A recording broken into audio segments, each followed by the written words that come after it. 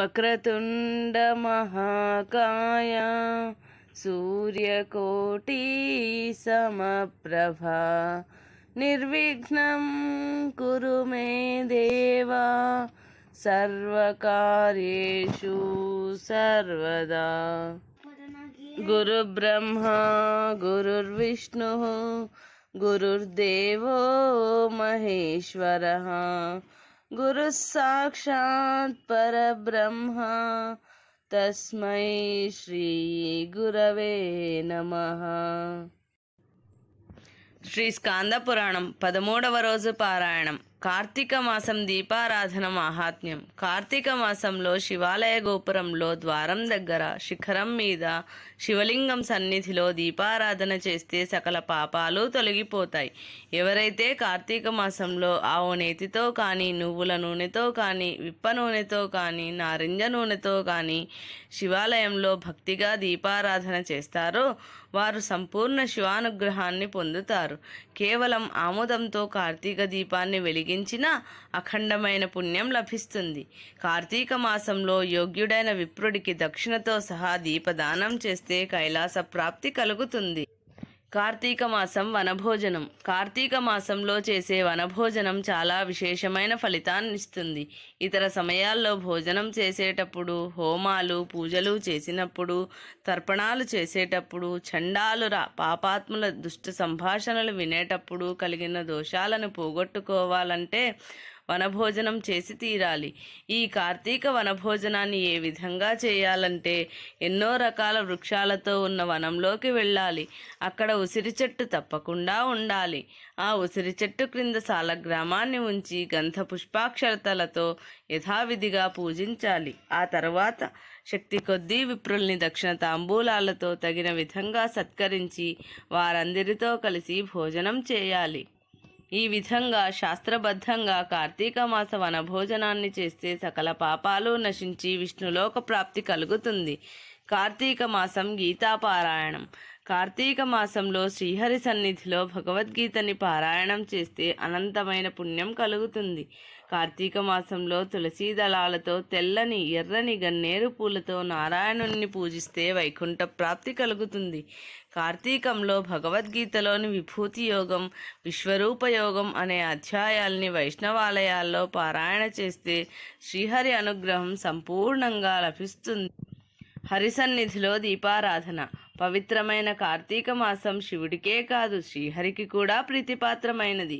కార్తీక మాసంలో సాయంత్రం పూట వైష్ణవాలయంలో దీపారాధన చేసేవారు ఉత్తమ గతుల్ని పొందుతారు. కార్తీక మాసంలో శ్రీహరి సన్నిధిలో దీపదానం చేసిన వారు గొప్ప జ్ఞానాన్ని పొందుతారు. పత్తిని చక్కగా దుమ్ము లేకుండా విడదీసి వత్తిని చేసి బియ్యపిండితో లేక గోధుమ పిండితో ప్రమిదన చేసి అందులో ఆవు నెయ్యి పోసి వత్తిని వెలిగించి యోగ్యుడైన విప్రుడికి దక్షిణతో సహా దీపాన్ని దానం చేయాలి. కార్తీక ద్వాదశి. కార్తీక మాసంలో సోమవారం ఎంతో విశేషమైనది. దానికన్నా శని త్రయోదశి గొప్పది. దానికన్నా గొప్పది కార్తీక పూర్ణిమ. పూర్ణిమ కన్నా శుక్లపక్ష పాడ్యమి విశేషమైనది. దీనికన్నా కార్తీక మాసం చివరి ఏకాదశి విశేషమైనది. ఈ చివరి ఏకాదశి కన్నా విశిష్టమైన రోజు కార్తీక బహుళ ద్వాదశి. కార్తీక మాసంలో ద్వాదశి నాడు అన్నదానం చేస్తే సకల సంపదలు వృద్ధి చెందుతాయి.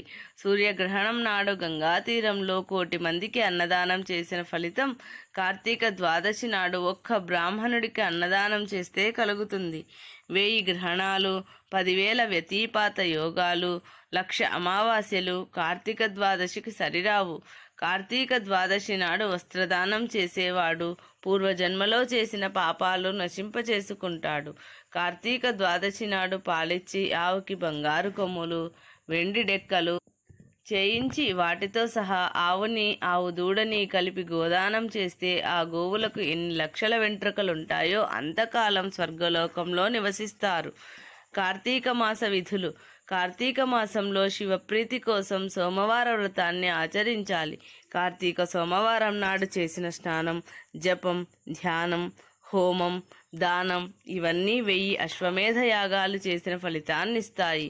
కార్తీక మాసంలో ఉపవాసం, ఏకభుక్తం, రాత్రి భోజనం, అయాచిత భోజనం, స్నానం, తిలదానం అనే ఈ 6 క్రియలు ఉపవాసంలో సమానమైనవిగా చెప్పబడ్డాయి. అనగా వీటిలో ఏ ఒక్కటి ఆచరించినా అది ఉపవాస దీక్షతో సమానమైన ఫలితాన్నిస్తుంది. కార్తీక మాసంలో శక్తి ఉన్నప్పటికీ కార్తీక వ్రతాలలో ఏ ఒక్కటైనా చేయకపోతే కుంభీపాక రౌరవ నరకంలో పడతారు. వైశాఖ మాస ప్రాశస్త్యం. నమాధవ సమో మాసో నకృతేన యుగం సమం, నచవేద సమం శాస్త్రం, నతీర్థం గంగయా సమం. వైశాఖ మాసాన్ని మించిన మాసం లేదు. యుగాల్లో కృతయుగాన్ని మించిన యుగం లేదు. అలాగే శాస్త్రాల్లో వేదాన్ని మించింది లేదు. తీర్థాల్లో గంగని మించిన పుణ్యతీర్థం లేదు. వైశాఖ మాసం భగవంతుడైన శ్రీహరికి అత్యంత ప్రీతిపాత్రమైనది. విష్ణు భగవానుణ్ణి మించిన దైవం ఎలా లేదో వైశాఖ మాసాన్ని మించిన మాసం మరొకటి లేదు. ఎంతో విశిష్టమైన ఈ మాసంలో చేసే దానాలు అఖండమైన అనంతమైన ఫలితాలనిస్తాయి. వైశాఖ మాసంలో జలదానం చేసిన వాడికి సకల తీర్థాలని సేవించిన పుణ్య ఫలితం లభిస్తుంది. వైశాఖంలో యాత్రికులకి దాహం తీరిస్తే పుణ్యలోకాలు ప్రాప్తిస్తాయి. దాహంతో బాధపడే వారికి చల్లటి నీళ్లు దానం చేస్తే 10,000 రాజసూయ యాగాలు చేసిన ఫలితం లభిస్తుంది. వైశాఖంలో మధ్యాహ్న కాలంలో వచ్చిన అతిథికి అన్నదానం చేస్తే విశేషమైన పుణ్యం కలుగుతుంది. వైశాఖ మాసంలో ఎండలో తిరిగి అలసిపోయి వచ్చిన వారికి సుఖమైన వసతి భోజనం ఏర్పాటు చేసిన వారికి పునర్జన్మ ఉండదు. వైశాఖంలో పక్క బట్టలు, ధరించే వస్త్రాలు దానం చేసిన వారికి ఈ జన్మలోనే సుఖభోగాలు లభిస్తాయి. పడుకోవటానికి చాపని దానం చేస్తే శ్రీహరి ఆనందిస్తాడు. మజ్జిగ ఎండ తాపాన్ని చల్లారుస్తుంది కనుక దాహంతో అలమటించే వారికి మజ్జిగ దానం చేస్తే శ్రీహరి అనుగ్రహం కలుగుతుంది. తెల్లటి బియ్యాన్ని దానం చేస్తే ఆయుర్దాయం పెంపొందుతుంది. వైశాఖంలో బ్రాహ్మణులకు ఆవు నెయ్యి దానం చేసిన వాడు అశ్వమేధ యాగ ఫలితం పొందుతాడు. వైశాఖ మాసంలో పాటించాల్సిన నియమాలు. తైలాభ్యంగనం దివాస్వాపం తథా వై కాంస్య భోజనం, ఖట్వా నిద్రాం గృహే స్నానం, నిషిద్ధస్య చ భక్షణం, వైశాఖే వర్జయేదష్టౌ ద్విభుక్తం నక్త భోజనం.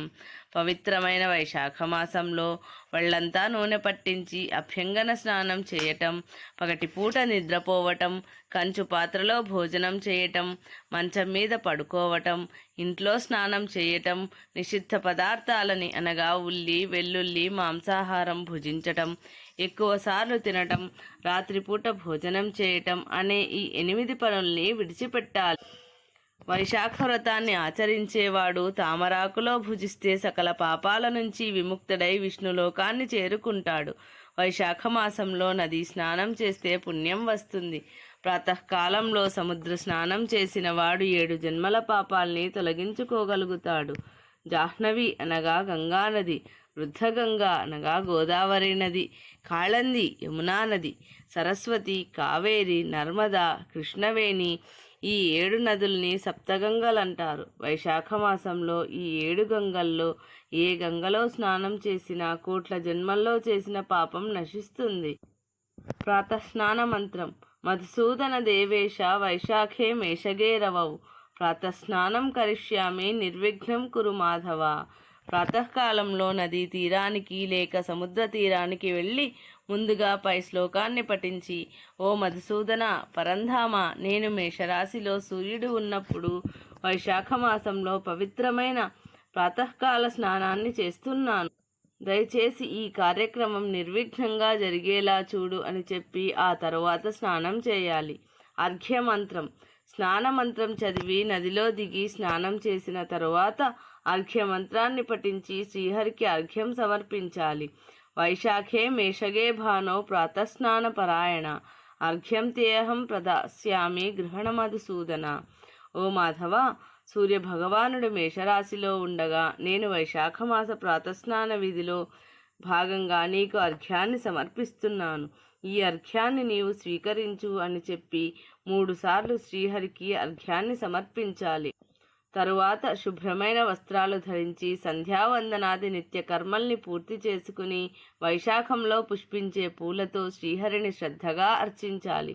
తరువాత వైశాఖ మాస మహాత్మ్యాన్ని తెలియజేసే విష్ణు కథల్ని శ్రవణం చేయాలి.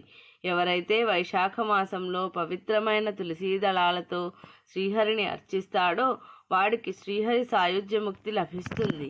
మార్గశిర మాస మాహాత్మ్యం. మాసానాం మార్గశీర్షోహం అని విష్ణు భగవానుడు స్వయంగా చెప్పిన మాట ఇది. శ్రీహరికి అత్యంత ప్రీతిపాత్రమైనది మార్గశీర్ష మాసం. ఈ మాసంలో ప్రాతకాలంలోనే నిద్రలేచి విధిగా ఆచమనం చేసి గురువులకు నమస్కరించి ఎలాంటి బద్ధకం లేకుండా శ్రీహరిని స్మరిస్తూ విష్ణు సహస్రనామాల్ని పారాయణ చేయాలి. తర్వాత మౌనంగా కాలకృత్యాలు తీర్చుకుని స్నానం చేయాలి.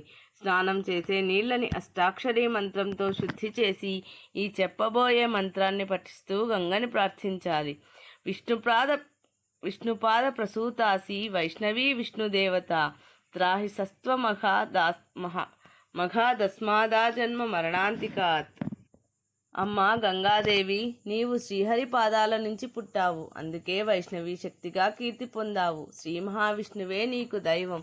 నేను పుట్టినప్పటి నుంచి చేసిన పాపాలన్నీ ప్రక్షాళన చెయ్యి, నన్ను రక్షించు అని 7 సార్లు ఈ మంత్రాన్ని జపించి స్నానం చేసే నీళ్ళకి లేదా నదీ జలాలకి నమస్కరించి 5 సార్లు మునిగి స్నానం చేయాలి. తరువాత పరిశుభ్రమైన వస్త్రాలు, ఊర్ధ్వపుండ్రాలు అనగా నామాలు ధరించి యథావిధిగా షోడశోపచారాలతో శ్రీహరిని పూజించాలి. పూజలో ప్రధానంగా తులసీ దళాన్ని ఎక్కువగా ఉపయోగించాలి. ఎందుకంటే తులసి అంటే శ్రీహరికి ఎంతో ఇష్టం గనుక. తులసీ దళాలు. తులసి చెట్టు కొమ్మలతో నూరిన గంధాన్ని శ్రీహరికి సమర్పిస్తే 100 జన్మల్లో చేసిన పాపం పోతుంది. మార్గశీర్ష మాసంలో శ్రీహరికి తులసీ చందనాన్ని సమర్పించిన వాడికి సకల కోరికలు తీరుతాయి. మార్గశీర్షంలో తులసీ దళాలతో పాటు ఉసిరిక దళాలు కూడా ఉపయోగించి శ్రీహరిని పూజించేవాడు వైకుంఠానికి చేరుకుంటాడు. తులసీ దళాల్ని ఉపయోగించి లక్ష్మీనారాయణ పూజ చేసిన వాడికి శ్వేతద్వీప నివాస ప్రాప్తి కలుగుతుంది. తులసీ దళాలు, గంగాజలం నిల్వ ఉన్నప్పటికీ అవి అపవిత్రం కావు. ధూపం. శ్రీహరికి అత్యంత ప్రీతిపాత్రమైనది ధూపం. ఇది చేసిన పూజని పవిత్రం చేస్తుంది. మార్గశీర్షంలో దశాంగ ధూపాన్ని శ్రీహరికి సమర్పిస్తే అత్యంత దుర్లభమైన కోరికలు కూడా తీరిపోతాయి. నల్లని అగరుతో ధూపం వేసిన వాడు శ్రీహరి అనుగ్రహంతో నరకబాధని తప్పించుకుంటాడు. గుగ్గిలం, గేదె నెయ్యి, చక్కెర కలిపి శ్రీహరికి ధూపం సమర్పిస్తే కోరిన కోరికలు తీరుతాయి. సాలవృక్షం జిగురుతో శ్రీహరికి ధూపం వేస్తే యక్షరాక్షసులు నశిస్తారు. దీపం, హారతి. మార్గశీర్ష మాసంలో ఆవు నెయ్యితో దీపాన్ని వైష్ణవాలయంలో వెలిగించాలి, లేదా స్వగృహంలో పూజామందిరంలోనైనా దీపారాధన చేయవచ్చు. శ్రీహరి సన్నిధిలో దీపదానం చేస్తే సకల పాపాలు నశిస్తాయి. ముద్ద కర్పూరంలో శ్రీహరికి మంగళహారతిని సమర్పించాలి. మార్గశీర్షంలో శ్రీహరికి కర్పూరహారతి సమర్పించిన వాడు అశ్వమేధ ఫలితాన్ని పొందుతాడు. శ్రీకృష్ణ నామస్మరణ. మార్గశీర్ష మాసంలో భగవంతుడైన శ్రీకృష్ణుడి దివ్యనామాన్ని నిరంతరం స్మరించాలి. కృష్ణనామం అందరినీ తరింపచేస్తుంది. కృష్ణ కృష్ణేతి కృష్ణేతి యో మాం స్మరతి నిత్యశః జలం భిత్యా యథా పద్మం నరకాదుద్ధరామ్యహం. ఎవరైతే ఒక్కసారి కృష్ణ కృష్ణ అంటూ నన్నే ప్రతిరోజు స్మరిస్తారో వారు కమలాలు ఏ విధంగా నీళ్ళని ఛేదించుకుని బయటికి వస్తాయో అలాగే కృష్ణ నామం చేసిన వాడిని నేను నరకం నుంచి బయటికి తీసుకొస్తాను అని సాక్షాత్తు నారాయణుడే చెప్పాడు. కనుక కృష్ణనామం అనేది ఎంతో గొప్పదని గ్రహించి నిరంతరం స్మరించాలి. ఎవరైతే కృష్ణనామాన్ని శ్రద్ధగా జపిస్తాడో అతడు పాపి అయినప్పటికీ నరకాన్ని చేరడు. మార్గశీర్షంలో విశేషంగా స్మరించాల్సిన నామం కృష్ణనామం. ఈ నామాన్ని అశ్రద్ధగా చేసినా, నిర్లక్ష్యంగా చేసినా, హాస్యానికి చేసినా, ఎలా చేసిన వారికి పుణ్యఫలం దక్కుతుంది. శ్రీకృష్ణ కృష్ణ కృష్ణేతి శ్రీకృష్ణేతి జల్పతి అనే ఈ కృష్ణనామాన్ని మార్గశీర్షంలో ప్రాతకాలంలో ఎవరు జపిస్తారో లేక భజనగా చేస్తారో వారికి సంపూర్ణమైన ఆయుష్, ఆరోగ్యం పెంపొందుతాయి. ఇది శ్రీ స్కాంద పురాణం 13వ రోజు పారాయణం సంపూర్ణం.